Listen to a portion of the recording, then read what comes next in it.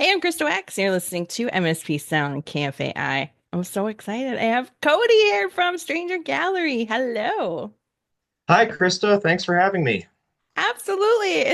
This is long overdue, but I'm so happy you're here today. Thanks. Yeah, thank you. Absolutely. All right. So, first of all, love Stranger Gallery, huge fan. Thanks. And second of all, we are here to talk about a really big event that is coming up.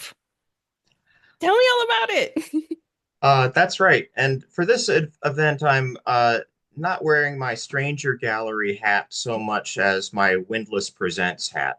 Ooh. That's kind of how I operate my promoting efforts. Um, so this is uh, probably the biggest Darksider festival I've seen in the Twin Cities in over 10 years. It's called Fireseek, and it's coming up on April 4th and April 5th at two different venues. We've got Zhora Darling in Northeast, and we've got the Hook and Ladder Theater on Lake Street, and that's kind of where we have the full building takeover on Saturday with 12 acts plus workshops and more. And then Friday at Zora Darling is the opening night party with four acts. Between the two nights, it's uh, four traveling touring performers and artists, and a whole lot of locals that we can get into more. That's incredible. What inspired you to take this on? This is a huge undertaking. This is a big event. Well, as a sound engineer, I like operating on and off stage. And I started booking shows in my hometown down in Northfield in the late 90s. At that time, there was a lot of kind of hardcore, straight edge, mosh metal things going on, and I really wanted to see punk rock shows. So that's what I started booking at the Northfield Union of Youth, which operates the Key Youth Center venue down there. Um, and over the years, as I've moved to Minneapolis and played in bands, I've tried to help traveling friends out. And before the pandemic, I had booked a full West Coast tour for my band at the time, and that was supposed to happen in late March 2020. And we all know what happened around that time. But what was the silver lining about it is I had made all of these contacts and friends. And coming out of lockdown, I just started doing more promoting work in town, helping especially artists that were coming to the Twin Cities for the first time uh, get set up with quality venues with strong supporting acts and real efforts to advertise and get posters up, which I think is sometimes neglected in shows around town. Um, so uh, yeah, so that was kind of how I got started. And then in late 23, I launched Windlass Presents, mostly booking Dark Sider and Goth post-punk shows. Uh, and I've done a couple of bigger things. I've done two Fireseek festivals before this. Um, at Mortimer's last year, we had six acts, and then in the fall, we had an eight-band show at Palmer's outside on the patio. So it's been snowballing for a little bit, but I've always wanted to do this at the Hook and Ladder Theater on Lake Street uh, because Lake Street was the destination of a lot of my first shows in the Twin Cities when I would drive up from my small town. And I love working with the staff and bookers there, and they just have these two fantastic rooms with the theater room that holds around I want to say 350 people, and the Zen Arcade Mission Room in the back holds a bit over 100. So it just gives a lot of opportunity, and I guess the other motivation for this festival is um, I really wanted to include several different elements. It seems like in Minnesota, we're very good at making our own fun in the wintertime and performing with our local peers and collaborators. Um, but when we have out of town acts, it's often hard for locals to get on board supporting them and making those national connections. And then sometimes shows tend to lean pretty heavy on bands or DJs, and I really wanted to have a quality, at least one quality DJ with a really extended time to just spin music and have a real dance party in one of the rooms. So we have Goth S doing a solid 3 hours in the Mission Room later in the evening. That's awesome. Yeah. Awesome. Well, what a great journey. And here we are, just a couple weeks away from the big Yeah. day. Yeah. Yeah. Well, let's talk about some of the local acts. And actually, I do want to hear the national ones too. I know this is a local show, but let's hear about the bands. Let's start with some of the local ones. Who's on the bill? And all of you are going to be really excited. It's amazing. Okay. Sorry. Yeah. Well, I'm really excited about how both nights worked out. On Friday the 4th at Zhora Darling, we have not one but two bands who are celebrating members' birthdays that weekend. So we have Burning, formerly known as Prostate back in the day, very industrial, and their singer will be celebrating a birthday that day on April 4th. And then we have longtime traditional goth Minneapolis mainstays Autumn, and their singer Julie is celebrating her birthday that weekend. And then we also have an opening set by Zwer Machine. It'll be a lot of industrial to support the touring act, Bestial Mouths from Sacramento. And then Autumn adding that trad goth element. Um, and I think that'll just be a great lineup. On Saturday at the Hook and Ladder, kind of our local headliners really supporting the touring acts are Goth S and The Rope. Then we have this really strong group of established acts, Finesse, my band Stranger Gallery, um, have been operating in town for a long time. Observant has members that have been operating in dark experimental music for decades. And then we just have this really strong suite of up and coming performers. Um, I don't have my poster in front of me, so let me get this straight. Uh, but yeah, we have Darkling I Listen, who started about a year ago. We have Valor Tomb, which started just a few months ago. Uh, we have North Innsbruck, which is a great post-pandemic solo artist who does collaborations with people and has a usual visual collaborator. Um, we have Proto Rig, which is another solo artist who is not brand new, but it's been quite a while since they've done a performance. Yeah, who else here? The Muwadas are not doing a traditional performance, but they're going to be doing a seminar workshop near the beginning of the night. Um, Yeah, I'm gonna double check my list and make sure I'm not forgetting anyone. But there's a quick rundown. The fact that you had all those Yeah. off the top of your head, that's amazing.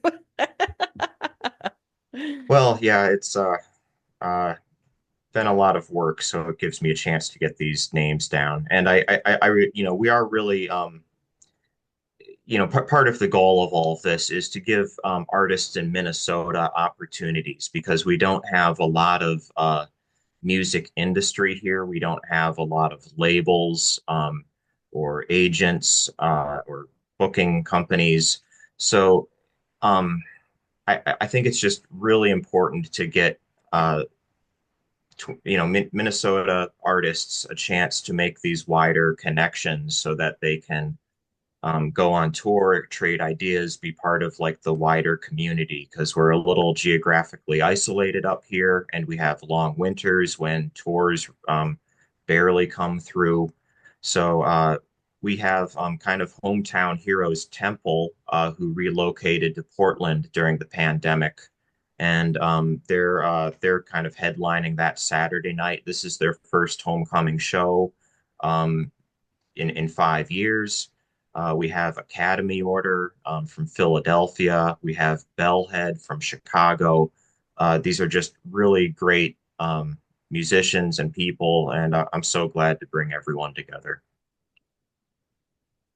What an amazing event. Like this is just I'm so excited about all of this and I can't wait to see it all play out. Is there anything else we should know ahead of time?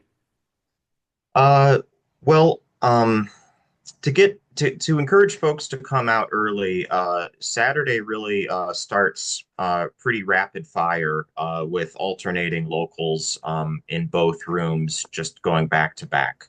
And we also have that workshop from the Muwadas. And we're going to have some promo giveaways and kind of exclusive items for the first people in the door. Uh, so, um, so to really see all of our Minnesota friends, people should get there, right around 5:30, 6 o'clock as things are starting. And then as the evening wears on, there's a little bit of breathing room with Gothest taking over the Zen Arcade starting at 9:30. And then at around 9 o'clock, the theater room gives way to the touring acts doing longer sets with kind of the traditional rock show, 20-minute changeovers in between. So people can go to Dance for Gothess or hit the photo booth in the back room, check out the vendors. We're going to have, uh, probably books and some crafts.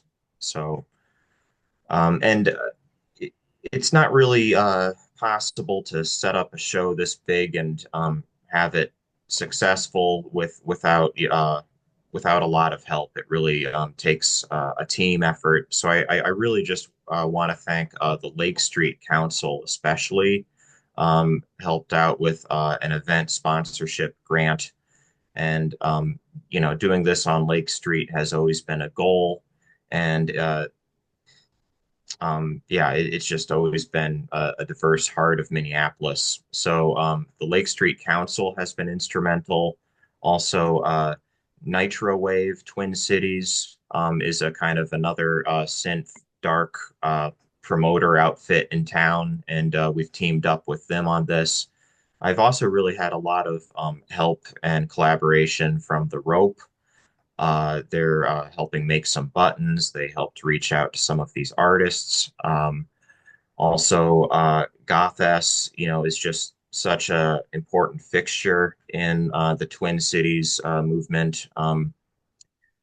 Uh, I'm just really grateful to KFAI and your sponsorship of this and getting the word out. I've never collaborated with this many people before, and I think this is how things work well and happen is kind of by getting people together and including everyone. Oh my gosh, absolutely. That's a great list of sponsors. And I'm not just saying that because KFAI is part of it too, but Yeah. it's it does take a lot of people to put something like this together. I mean, I hear how much work that you're doing into this, and that's really incredible. And I love festivals like this. So this is such a great idea. It's something, and like April. It's just before things, who knows what weather's going to be here, but like at least we're indoors and we're have a few places to pop around in. We're not relying on outdoors right now, but Yeah. Yeah, I think that's kind of always been the goal of Fireseek with these events titled that is there's really something special about the first warm days in Minnesota. People have that kind of cabin fever, ready to get out and experience things and reconnect after the long winter. And it's also the first time that traveling artists can hit the road again safely. So, kind of capturing some of that energy and excitement and, giving up 2 days of events and a lot of acts to see. It's my favorite time to do shows.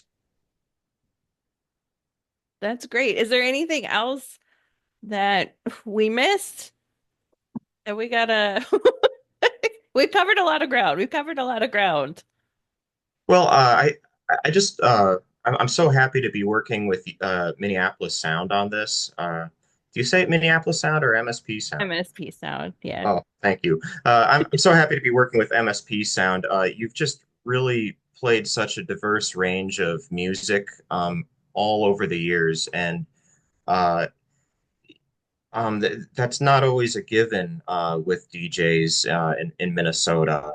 To really have such a so many dynamic acts and so much music from different genres on your show, and while this is kind of a goth post-punk festival, Windlass, I've never wanted to get too pigeonholed into any one thing, and I'm always eager to work with new kinds of events, and I think your flexibility and just enthusiasm for what people do is so important to just have we really need these spotlights on people who are creative in Minnesota because so many creatives kind of wither on the vine because of the lack of industry connection and spotlights.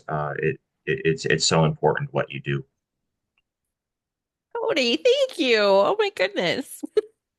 Yeah, Need a moment. No. yeah, yeah, Thanks. That's so kind. Like I love our Minnesota music scene. It's amazing. And the diversity and types and range of music that we have is we're just so lucky. Like this is such a great spot. I mean, I know you're talking about some of the things that we don't have, which are like smaller things. They're probably yeah. bigger things. Sorry, I'm not writing it off, but Mhm. yeah, I love it. I love our music scene. We're so I love it. And I'm so Yeah, excited yeah, about this event.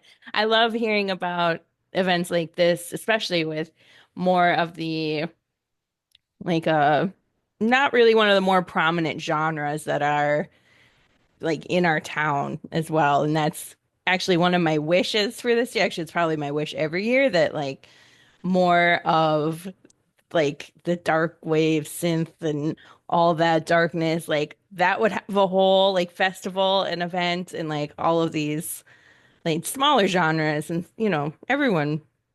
Now I'm just babbling. I could keep going. Sorry, I'm like partway on my soapbox, so I'm gonna just step back off. yeah. I think what's really interesting about this, so-called darker music that people are making right now is it's really intergenerational. And what's cool about it is, you know, um, Gen X and older generations that are accustomed to coming at music creativity with guitars and amps can participate that way and younger people that are more accomplished on being creative on computers can add to the music genre that way. And it also just works well as dance music, and DJs can participate. It also lends itself to, dressing up and, being on social media for people who like to do that kind of thing. So there's just a lot of ways to participate, and I think it's really just good rock and roll. And we shouldn't call ourselves goth too much because we should really the um, the amount of output that's happening in town right now is more than I've ever seen it in Minnesota. And we should, really just be there alongside everyone else on the current local show, on all of the KFAI shows, college radio. It seems like MSP Sound really just gets that and includes everyone. So I think uh, you're just perfect sponsor for this. Thank you. This was very exciting to like partner here with you. So Yeah, thank you for including MSP Sound as a sponsor. More than we yeah. Thank you, can that. Krista. I'm really looking forward to seeing you on April 4th at Zora Darling and April 5th at the Hook and Ladder Theater on Lake Street. Oh my gosh. I can't wait either. Yeah, yeah, Cody, thank you so much for your time today and all of your work that you do in the local music community. I love running into you, and you always have a flyer in your pocket. And it's amazing. That's my favorite thing. It's like what you do. You just have like the perfect pocket size, and you have the perfect flyer, and it's I'm like, hey, what's happening next? Here, this one. Like, yeah. I guess I should maybe add that I am a flyer fanatic. I don't know how effective all of these handbills and posters are, but what I love about them is it's one of the few things I can do as a musician that doesn't involve screen time anymore. It gets me out of the house in the physical world. It's better than giving ad money to some of our billionaire social media moguls. And I have conversations with people around town and run into friends at Twin Town and coffee shops. Anyone who's doing music in Minnesota, I would encourage to support your local bulletin boards and businesses and hit the streets. absolutely. I love it. Yeah. Yes, I second that. Yeah. Well, thanks so much for your time today, Cody. I really appreciate it. It's been great chatting with you. You too, Krista. Thanks so much.